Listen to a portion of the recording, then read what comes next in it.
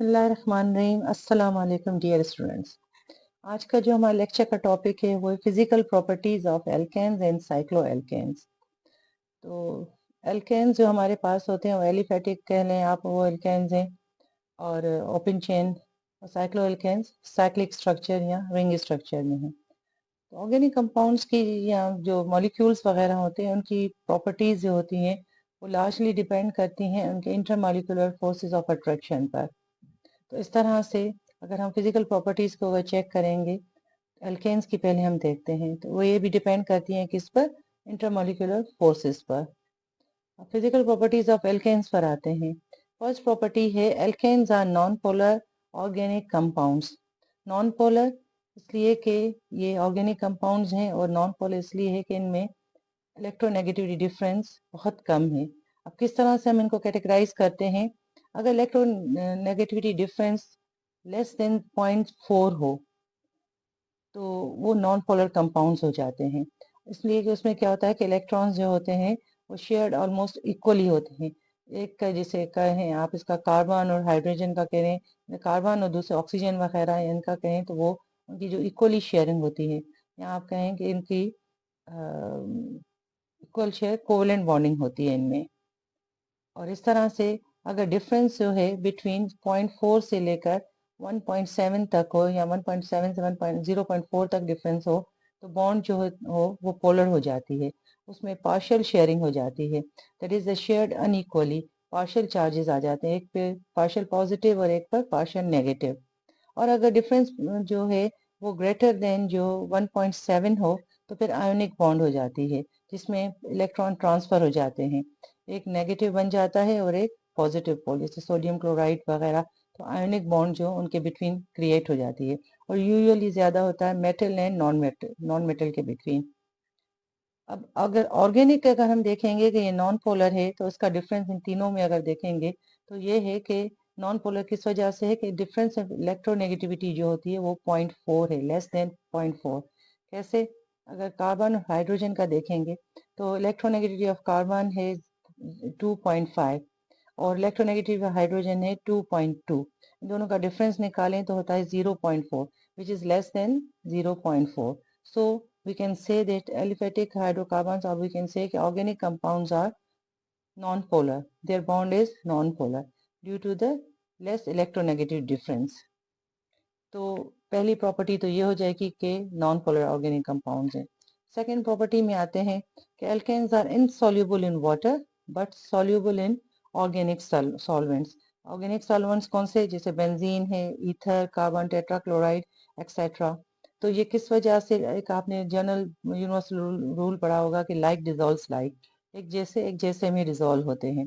तो अब ये इसी वजह से होता है कि नॉन पोलर अपनी नेचर की वजह से ये इनऑर्गेनिक सॉल्वेंट्स में डिजॉल्व नहीं होते हैं। ऑर्गेनिक कंपाउंड्स ऑर्गेनिक सॉल्वेंट्स में डिजॉल्व होंगे, और इनऑर्गेनिक जो है वो इनऑर्गेनिक सॉल्वेंट्स में ही डिजॉल्व होते हैं। और अल्केन्स या ऑर्गेनिक कंपाउंड्स होते हैं हाइड्रोफोबिक इन नेचर होता है। हाइड्रोफोबिक का मतलब होता है कि विच हेड्स वाटर। हाइड्रो मीन्स के वाटर, फोबिक का मतलब है कि हेड मीन्स के ये वाटर में डिजॉल्व आराम से नहीं होते हैं। अगर चेंज करें कंडीशंस वगैरह तो फिर उसमें डिजोल्यूशन होती है, मगर हम पूरा उनको डिजोल्व नहीं कर सकते। जैसे ऑयल और वाटर जो है वो मिक्स नहीं होगा। और उनमें दूसरे क्या रीजन होता है, यही जो हमने शुरू में पढ़ा था कि उनमें फिजिकल प्रॉपर्टीज में हमारे पास इंटरमॉलिक्यूलर फोर्सेस जो है वो बहुत ज्यादा एक्टिंग में है। किस तरह से कि लंदन डिस्पर्शन फोर्सेस और वंडरवॉल फोर्सेस जो हैं वो इन दोनों मॉलिक्यूल्स या ऑर्गेनिक मॉलिक्यूल्स और उनके जो डिसोल्यूशन जिन मॉलिक्यूल्स के बिटवीन हो वो ज्यादा एक्ट करते हैं, और उनका ज्यादा पार्ट प्ले होता है इनकी रिजोल्यूशन में या सॉल्युबिलिटी में। अब सिंपल सा अगर हम बताएं कि किस तरह से इनका पार्ट प्ले होता है, तो सॉल्युबिलिटी में लाइक डिजोल्व्स लाइक के हिसाब से अगर हम जाएं तो एक मैकेनिज्म है। मैकेनिज्म कौन सा है कि अगर वाटर में सॉल्युबिलिटी हम किसी भी ऑर्गेनिक मॉलिक्यूल की करते हैं, सिंपल क्या होता है, जब वाटर में डिजोल्व होगा तो उनकी बॉन्ड्स ब्रेक होती हैं, और बॉन्ड ब्रेक होने के लिए क्या चाहिए कि इंटरमॉलिक्यूलर फोर्स ऑफ अट्रैक्शन को ब्रेक करना पड़ता है। एल्केन्स में जो बॉन्डिंग होती है वो होती है वंडरवॉल डिस्पर्शन फोर्सेस के थ्रू। मींस के जो उनके जो मॉलिक्यूल्स के बिटवीन जो फोर्सेस काम कर रहे होते हैं वो होते हैं वॉन्डरवाल डिस्पर्शन फोर्सेस और लंदन डिस्पर्शन फोर्सेस, जो वीक फोर्सेस होते हैं और वो नॉन पोलर में ज़्यादा पार्ट प्ले करते हैं। और अगर हम हाइड्रोजन की बात करें या वाटर की बात करें तो वाटर में होते हैं हाइड्रोजन बॉन्ड्स जो स्ट्रॉन्ग बॉन्ड्स होती हैं। अब अगर किसी भी ऑर्गेनिक कंपाउंड को या ऑर्गेनिक मॉलिक्यूल को अगर हम वाटर में डिसॉल्व करते हैं तो उसके लिए इस ऑर्गेनिक कंपाउंड की एनर्जी जो है मॉलिक्यूल्स को ब्रेकिंग एनर्जी इतनी ज़्यादा होनी चाहिए कि वो हाइड्रोजन बॉन्ड्स जो स्ट्रॉन्ग बॉन्ड्स होती हैं उनको तोड़ सके। जबकि अगर हम वॉन्डरवाल फोर्सेस को देखेंगे तो वो इतनी वीक होती हैं कि उनके लिए एक नेग्लिजिबल एनर्जी चाहिए, कोई इतनी ज़्यादा नहीं चाहिए इनको ब्रेक करने के लिए। तो अगर किसी भी ऑर्गेनिक कंपाउंड को अगर हम वाटर में डिसॉल्व करेंगे तो वॉन्डरवाल फोर्सेस इतनी ज़्यादा एनर्जी नहीं रखते हैं कि वो वाटर की बॉन्ड्स को या हाइड्रोजन बॉन्ड्स को ब्रेक कर सकें। इस वजह से क्या होता है कि उनमें इतनी एनर्जी नहीं होती है, इसीलिए क्या होता है कि सब्सटेंस विल डिसॉल्व अगर उनमें इनफ एनर्जी हो कि वो बॉन्ड्स को तोड़ने के लिए कितनी एनर्जी को रिलीज कर सकते हैं। और एल्केन्स में कम एनर्जी होती है, इतनी ज़्यादा एनर्जी वो नहीं रिलीज कर सकते, तो इसीलिए वो वाटर में डिसॉल्व नहीं होते। तो alkanes does not dissolve in water के। एल्केन्स में वॉन्डरवाल फोर्सेस हैं, वाटर में हाइड्रोजन बॉन्ड्स हैं जो ज़्यादा स्ट्रॉन्ग है, वॉन्डरवाल फोर्सेस वीक होते हैं, उनमें इतनी ताकत नहीं होती, इतनी एनर्जी नहीं होती कि हाइड्रोजन बॉन्ड्स को ब्रेक कर सके, इसीलिए उनकी डिसोल्यूशन वाटर में नहीं होती। और अगर आए उसमें हम कि सॉल्युबिलिटी किस तरह से लाइक डिजोल्व लाइक के हिसाब से ऑर्गेनिक सॉल्वेंट्स में डिजोल्व हो जाएंगे, तो उसके लिए जब ऑर्गेनिक मॉलिक्यूल में वॉन्डरवाल फोर्सेस हैं, ऑर्गेनिक सॉल्वेंट्स में भी वही हैं वॉन्डरवाल फोर्सेस, दोनों की इक्वल एनर्जी है। तो जब जिस तरह से ये अगर डिजोल्यूशन होती है तो ये दोनों प्रोसेस जो हैं मोर और लेस कैंसिल कर देते हैं एक दूसरे की एनर्जी को। इस वजह से कोई बैरियर नहीं होता सॉल्युबिलिटी में।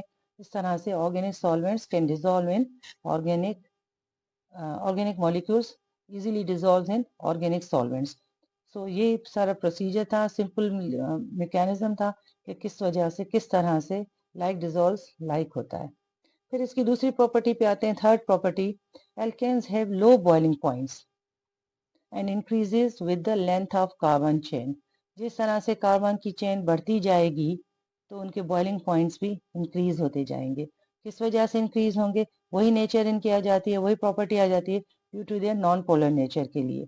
नॉन पोलर नेचर होती है और weak intermolecular forces like London dispersion forces और वॉन्डरवाल फोर्सेस वो वीक होते हैं। इस तरह से जैसे जैसे चेन बढ़ती जाएगी, स्मॉल मॉलिक्यूल के लिए वीक फोर्सेस होते हैं, बट जैसे जैसे कार्बन इनकी चेन इंक्रीज होती जाएगी मॉलिक्यूल बड़ा होता जाएगा।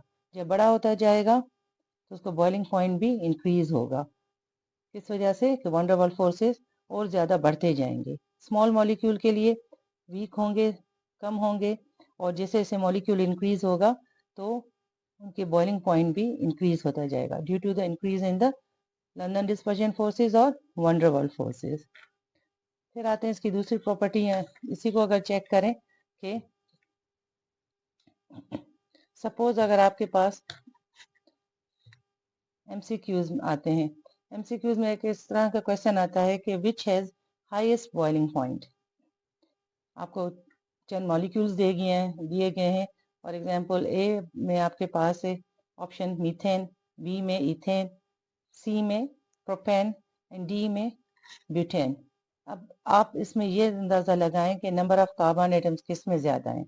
ऑफ कोर्स ब्यूटेन में ज्यादा है, इसमें C4 है, तो इस तरह से हम कह सकते हैं इसकी चेन जो है वो बड़ी हो जाएगी। C4 इस तरह से किस तरह C2 3 4, तो इस तरह से इसमें 4 कार्बन एटम्स हैं, इसमें लंदन डिस्पर्शन फोर्सेस ज्यादा हैं, इस वजह से बॉइलिंग पॉइंट इसका हाईएस्ट होगा। ठीक है, उसके बाद फिर एक फोर्थ इसकी फिजिकल प्रॉपर्टी पढ़ते हैं। Boiling point of straight chain alkanes, straight chain alkane is higher than that of the branch chain alkanes। क्यों? कि straight chain alkanes में extended, ये देखें ज़्यादा बड़े हैं, extended कार्बन चेन्स होती हैं जो ज़्यादा सरफेस एरिया भी क्रिएट करती हैं। ठीक है, इस तरह से ज़्यादा सरफेस एरिया की वजह से क्या होता है, the more branch the chain अगर ज़्यादा हो जाएगी तो बॉइलिंग पॉइंट जो है वो भी फिर कम होता जाएगा, बिकॉज लार्जर मॉलिक्यूल साइज और surface area have strong intermolecular van der Waals forces, और ब्रांचेस जो होती हैं उसकी वजह से सरफेस एरिया भी स्मॉल हो जाती है और वो लंदन डिस्पर्शन फोर्सेस को वीक भी करते हैं और सरफेस एरिया रिड्यूस हो जाती है। सिंपल सा इसका एग्जांपल अगर हम लें तो हमारे पास एक नॉर्मल पेंटेन है और एक नियो पेंटेन है। नॉर्मल पेंटेन का मतलब है pentane having 5 carbon atoms and 12 hydrogen atom. इसका स्ट्रक्चर इस तरह से है। अब आप ये देखें किस तरह से है, ये पूरे एक्सटेंडेड फॉर्म है। 1 2 3 4 5 कार्बन एटम्स हैं और नियो में भी 5 है मगर ये एक्सटेंडेड नहीं है, ये ब्रांच है। यहाँ पर ये कार्बन आपस में अटैच हैं तो ये ब्रांच बन रही है और ये एक्सटेंडेड फॉर्म नहीं है। तो इसमें वंडरवल फोर्सेस और सरफेस एरिया कम है तो वंडरवल फोर्सेस जो हैं इतने स्ट्रांग नहीं है देन दिस। इसमें सरफेस एरिया ज़्यादा है और वंडरबल फोर्सेस भी बहुत इसमें ज़्यादा हैं कंपैरेटिवली इसके। तो कंपैरिजन अगर करें तो इसका जो बॉइलिंग पॉइंट है नॉर्मल पेंटेन का है 309.4 kelvin, whereas neo pentane का है 282.7 केल्विन। हम कह सकते हैं कि normal pentane which are in we can say कि स्ट्रेट चेन है कार्बन्स की, it has the higher boiling points than the branch chain. ये हमने यहाँ पर इससे प्रूव किया है। फिर उसके बाद आते हैं एक और प्रॉपर्टी के ऊपर। अगर पहले इसका एमसीक्यूज, अगर सपोज आपके पास इस तरह का क्वेश्चन आ जाता है एग्जाम में कि which is highest boiling point. अब आपको 3 4 दिए गए हैं। नॉर्मल पेंटेन ऑप्शन ए है, बी में आपके पास नियो पेंटेन है, सी में आइसोपेंटेन है। तो फिर draw the structure of these 3। तो नॉर्मल पेंटेन हमारे पास इस तरह से होगा। हाइड्रोजन आप अटैच कर लें। बी में नियो पेंटेन जो अभी हमने किया था, नियो क्वाटरनरी कार्बन के साथ है। सी में हमारे पास आइसोपेंटेन, आइसो मीन्स के इसमें एक ब्रांच लगी हुई है तो ये ब्रांच आप इधर लगाएं या किसी और कार्बन के साथ अटैच कर लें, मीन्स के ब्रांच वाला आपके पास स्ट्रक्चर है। अब हमारे पास क्या है, हमें पता है कि लॉन्ग चेन कार्बन्स में स्ट्रॉन्ग लंदन डिस्पर्जन फोर्स होते हैं और London dispersion forces are related with the, और we can say directly proportional with the size. जैसे जैसे नंबर ऑफ कार्बन एटम्स बढ़ेंगे उससे भी होगा, बड़े ज़्यादा वो स्ट्रॉन्ग होते जाएंगे। तो यहाँ पर अगर लॉन्ग चेन में स्ट्रॉन्ग है तो इन तीनों में से किसकी लॉन्ग चेन है? ऑफ कोर्स इसकी लॉन्ग चेन है, ये ब्रांच हो जाएगी, ये थोड़ा कॉम्पैक्ट हो जाएगा। इसकी भी ब्रांच है तो ये भी थोड़ा कम है। तो हम कह सकते हैं कि हाईएस्ट बॉइलिंग पॉइंट जो है वो ऑप्शन ए है। अकॉर्डिंग टू दिस कि यहाँ पर सरफेस एरिया ज़्यादा है, तो सरफेस एरिया ज़्यादा होने के साथ साथ इसमें लंदन डिस्पर्शन फोर्सेस जो है ज़्यादा एक्सटेंडेड फॉर्म में है। फिर हमारे पास प्रॉपर्टी आती है कि एल्केन्स फॉर्म फ्रॉम C1 से लेकर C4 तक गैसेज स्ट्रक्चर में होते हैं और स्टेट में होते हैं। देन और उसके बाद रूम टेम्परेचर पर, उसके बाद फिर C4 से लेकर C5 से लेकर C17 तक, C5 से लेकर C17 तक लिक्विड स्टेट में होते हैं और C18 and above are waxy solids. Reason इसका क्या है कि London dispersion forces are directly proportional with the size. Small size है लंदन डिस्पर्शन फोर्सेस वीक हैं, बिग साइज है लंदन डिस्पर्शन फोर्सेस स्ट्रॉन्ग है। तो अगर C4 अगर हम देखेंगे गैसेस हैं तो वो जो उनकी साइज कम है, इस तरह से वो गैसियस स्ट्रक्चर में, जैसे जैसे नंबर ऑफ कार्बन एटम्स बढ़ेंगे डिस्पर्शन फोर्सेस इंक्रीज होंगे, डिस्पर्शन फोर्सेस इंक्रीज होने से उनकी स्टेट भी चेंज हो जाएगी। C4 हमारे पास है वो ज़्यादातर वो C4 मीन्स के ब्यूटेन, ब्यूटेन गैस के गैसियस स्ट्रक्चर में है। जो इसके यूजेस अगर देखें तो LPG यूज्ड इन लाइटर्स वगैरह, कंप्रेस्ड फॉर्म में उनको यूज़ किया जाता है लाइटर्स में। इस तरह से C5 से 17 तक देखें लिक्विड स्टेट में होते हैं, जैसे पेट्रोल है, डीजल है, कैरोसिन ऑयल वगैरह, this all the liquid state. और C18 और अबव देखें तो ये वैक्सी सॉलिड्स होते हैं, जैसे कैंडल वैक्स वगैरह। क्योंकि number of carbon increases the dispersion forces increase और इस तरह से state changes from gaseous to the solids. ये गैसियस, ये लिक्विड्स और ये सॉलिड्स। फिर आते हैं physical properties of cycloalkenes.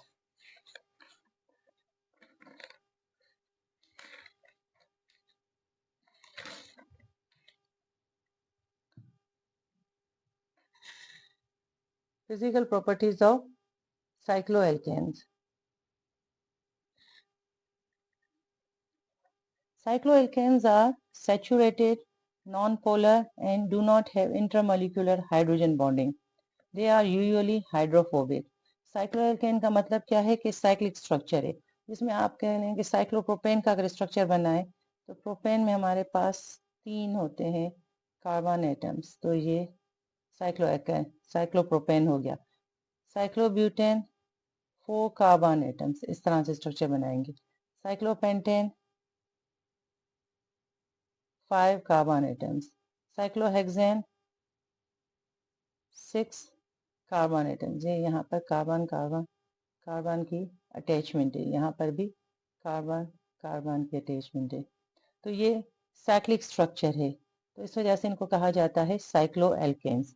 Saturated होते हैं, देखिए सब में सिंगल सिंगल बॉन्ड है। नॉन पोलर होंगे, जैसे अभी हमने एल्केन्स को स्टडी किया था। साइक्लोएल्केन्स जो होते हैं यहाँ पर साइक्लिक स्ट्रक्चर, अब जैसे यहाँ पर ये वाला जो रिंग स्ट्रक्चर है, ये वाला जो ओपन चेन स्ट्रक्चर है, ये देखें, ये यहाँ पर ये कार्बन कार्बन यहाँ से जुड़ा हुआ है, तो these are the open chain structure, और we can say these are the aliphatic hydrocarbons. Where is ये जो है हमारे पास साइक्लिक है। अच्छा, इसके अलावा साइक्लोएल्केन्स जो हैं उनमें इंटरमोलिकुलर जो फोर्स ऑफ अट्रैक्शन होता है वो वही वंडरवाल फोर्सेज होते हैं या लंदन डिस्पर्शन फोर्सेज होते हैं, और दे do not have the intermolecular hydrogen bonding, में हाइड्रोजन बॉन्डिंग नहीं होती है, और यूजुअली इसी वजह से ये हाइड्रोफोबिक। हाइड्रोफोबिक का मतलब है, हाइड्रो मीन्स के वाटर, फोबिक का मतलब है कि अगेंस्ट उसके, और दे हेट मीन्स के they do not easily dissolve in water. इसके अलावा because they are hydrophobic in nature, they do not have the hydrogen bonding. इसके अलावा सेकेंड इसकी प्रॉपर्टी है cycloalkanes of C3 and C4 are gases. ये structure इनका state जो है कि C3 एंड C4 वाले जो होते हैं गैसियस में स्टेट में होते हैं, C5 और उसके ऊपर वाले जो हैं वो लिक्विड्स में होते हैं। इसी तरह से वो इनके वो भी मैंने आपको पहले बताया था कि ये इनके पूरे इंटरमोलिकुलर फोर्स ऑफ अट्रैक्शन है, ये प्रॉपर्टीज भी उसी पे डिपेंड करती हैं। फिर थर्ड प्रॉपर्टी है कि cycloalkanes generally have higher boiling point than straight chain. इनके जो बॉइलिंग पॉइंट्स होते हैं वो हायर होते हैं स्ट्रेट चेन से ज़्यादा, मतलब कि वो उनके बॉइलिंग और मेल्टिंग पॉइंट्स होते हैं हायर होते हैं, प्लस इनकी जो डेंसिटीज़ होती हैं वो भी हाई होती हैं। इस वजह से इनकी हाई होती हैं कि इनका जो साइक्लिक स्ट्रक्चर होता है और इसमें London dispersion forces intermolecular forces होते हैं, और ये कॉम्पैक्ट इन नेचर के होते हैं, तो इनके बहुत क्लोज इनके होते हैं एटम्स जुड़े हुए। इस वजह से इनकी डेंसिटीज जो हैं वो इन एलिफेटिक के कंपैरिजन में हायर होती हैं, और लंदन डिस्पर्शन फोर्सेज हाई होने की वजह से इनका शेप की वजह से इनका जो कांटेक्ट होता है, ग्रेटर एरिया ऑफ कांटेक्ट होती है, जिसकी वजह से ये ज़्यादा जो इनकी मेल्टिंग और बॉइलिंग पॉइंट्स हैं वो स्ट्रेट चेन से हाई होते हैं। फिर इसका एग्जांपल हम ले सकते हैं, यहाँ पर देखें साइक्लोप्रोपेन जो है मींस के ये साइक्लिक स्ट्रक्चर वाले, उसका साइक्लोप्रोपेन जिसमें 3 कार्बन एटम्स हैं, तो उनका बॉइलिंग पॉइंट -33 डिग्री सेंटीग्रेड है। वेयर एज अगर नॉर्मल प्रोपेन जाएंगे, this is a normal propane जिसमें 3 कार्बन हैं और एलिफेटिक चेन है इनमें, तो उसका बॉइलिंग पॉइंट है -42 डिग्री सेंटीग्रेड, तो ये ज़्यादा हाई है। फिर साइक्लोब्यूटेन में जाएंगे जिसमें 4 कार्बन एटम्स हैं, तो उसका बॉइलिंग पॉइंट है 12.5 डिग्री सेंटीग्रेड। वेयर एज अगर हम ब्यूटेन नॉर्मल ब्यूटेन में जाएंगे तो उसका है -1 डिग्री सेंटीग्रेड। फिर साइक्लोहेक्सेन में जाएंगे, साइक्लोहेक्सेन ये साइक्लिक स्ट्रक्चर में, तो उसका बॉइलिंग पॉइंट है 80.7। कंपैरिजन अगर हम करेंगे नॉर्मल हेक्सेन का तो उसका है 68.9 डिग्री सेंटीग्रेड। तो ये 3 एग्जाम्पल्स हमें ये बताते हैं कि साइक्लोएल्केन्स का जो बॉइलिंग पॉइंट होता है वो हायर होता है देन द नॉर्मल और स्ट्रेट एलिफेटिक हाइड्रोकार्बन्स के। उसका रीज़न यही होता है कि इनमें लंदन फोर्सेस ज़्यादा वो स्ट्रॉन्ग होते हैं, और इनकी जो एरिया ऑफ सरफेस एरिया है वो ज़्यादा इन कांटेक्ट होती है उनके शेप की वजह से। Thank you dear students, hopefully आपको समझ में आया होगा। अल्लाह हाफिज़। Hi, if you like this video, please click the thumbs up icon. If you're new to the channel, please subscribe and do click on the bell icon so that every new video notification reaches you promptly. Share this video to spread the knowledge. And do share your comments as I read every one of them.